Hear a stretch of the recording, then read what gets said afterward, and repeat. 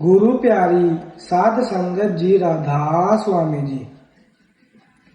सूरत तू कौन कहाँ से आई, जगत जाल यह मन रच राखा, क्यों या मैं भरमाई। पुरुष अंश तू सतपुर बासी, फांसी काल लगाई।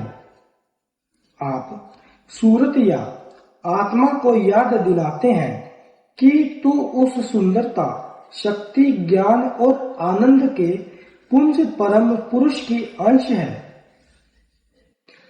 तू परम आनंद और पूर्ण शांति के अमर धाम सतलोक की रहने वाली है।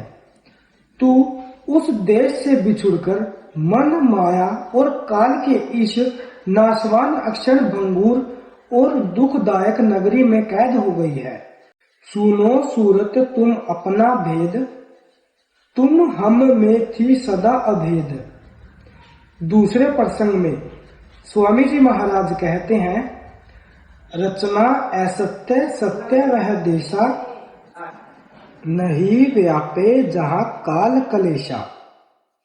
इस सृष्टि में आने से पहले आत्मा सतलोक की वासी और परमात्मा से अभेद थी।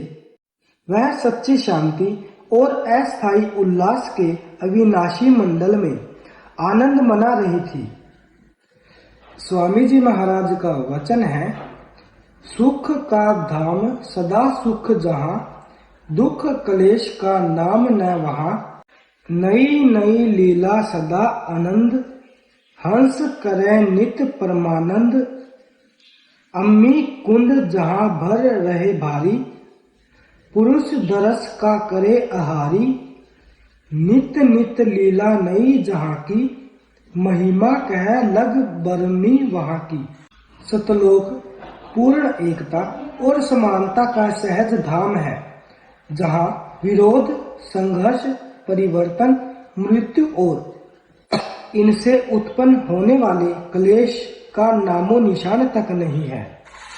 वहां आत्माओं को तत्पुरुष के दर्शन और शब्द या नाम के अमृत का आधार है।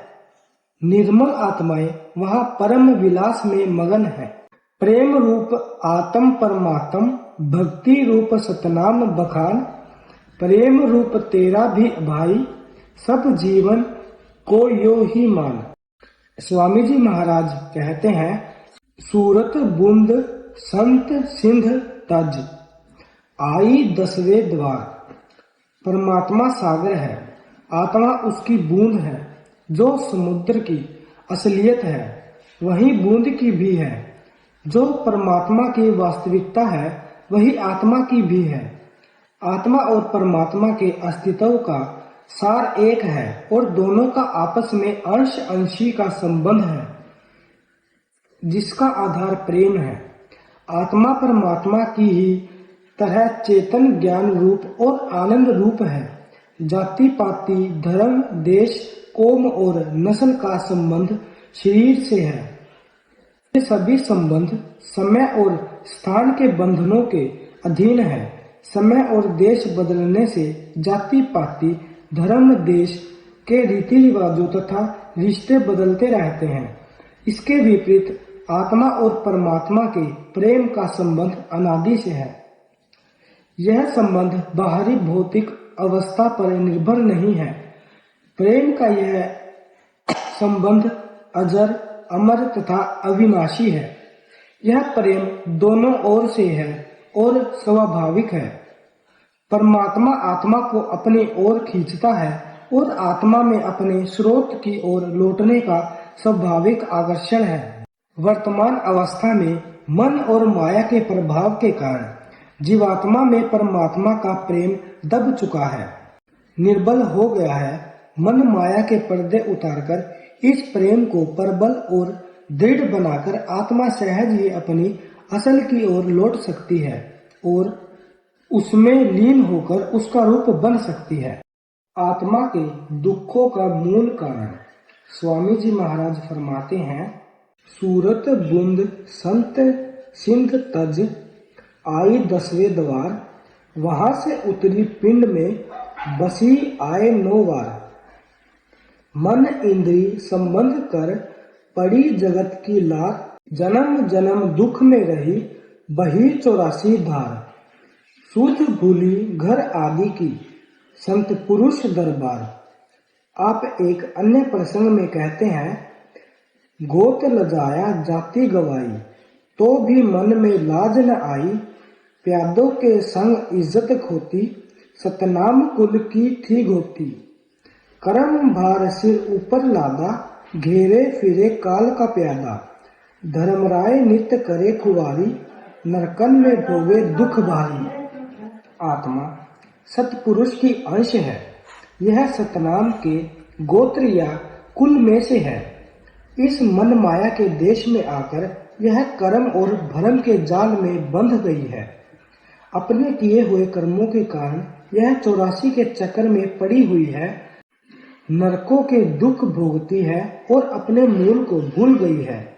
यह जड़ जगत में आकर सवे को जड़ समझने लगी है। यही कारण है कि आत्मा यहाँ दुखी और काल के प्यादों के हाथों गवाह हो रही है।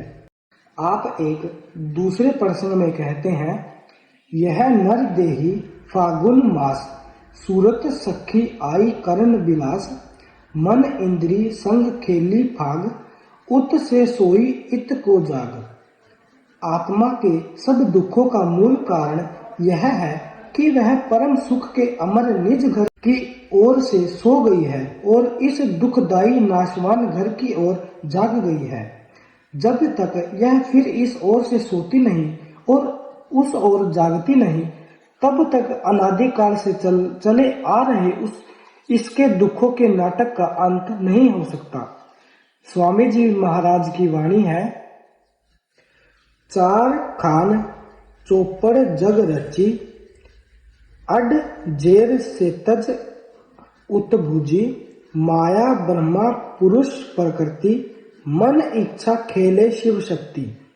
सूरत नरद ता में बहु पची, धूम खेल की अति कर मची। तीन गुणन का पासा लीन, रजगुण तमगुण सतगुण चिन्ह। कर्म हाथ से पासे डारे, भोग अंक ता में बिसारे। झूठी बाजी जानी सच्ची, कोई पक्की कोई मारे कच्ची। नरद सूरत 84 घर में, भरमत फिरे दुख और सुख में। माया काल बिछाया जाल, अपने स्वार्थ करे बेहाल। कोई गोद न जावे घर को, यहाँ ही खेल खिलावे सबको। भाव संसार 3 गुणों और 4 खानियों की चौपड़ की बाजी है। माया प्रकृति या शक्ति और ब्रह्मा अर्थात काल पुरुष या शिव इस चौपड़ के खिलाड़ी हैं। जीव इस चौपड़ की गोट है। काल और माया ने इस खेल में कर्म और 84 का चक्र चलाया हुआ है। कर्म जाल में फंसे जीव सदा 84 से बंधे रहते हैं और नाना प्रकार के दुख भोगते हैं। वे कभी भी इस बाजी को जीतकर निज घर नहीं पहुंच सकते।